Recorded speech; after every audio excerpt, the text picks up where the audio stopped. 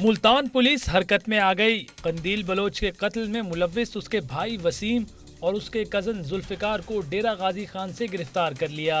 CPO Azhar अकरम ने press conference में बताया कि मुलजिम वसीम की अपने कजन को फोन कॉल उन तक पहुंचने का जरिया बनी। मुलजिम के दीगर 2 साथियों की गिरफ्तारी के लिए कोशिशें जारी हैं। इसने इसका नाक और जो मुंह है उसको दबा के मारा और मारने के बाद ये DG खान चला गया विद 2 ऑफ हिज फ्रेंड्स। उन फ्रेंड्स पे जो है वो हम काम कर रहे हैं। सो आई एक्सपेक्ट कि वो भी जल्द पकड़े जाएंगे और उसके बाद ये मालूम होगा कि दे वर आइदर इन्वॉल्वड इन और नॉट। इस मौके पर मुलजिम वसीम ने अपनी बहन को कत्ल करने का एतराफ़ी जुर्म कर लिया। मुलजिम का कहना था कि कंदील की सरगर्मियों पर उसे गुस्सा था और इसी इश्ताल में गला दबाकर उसकी जान ले ली। उसे ये कदम उठाने पर कोई शर्मिंदगी नहीं है।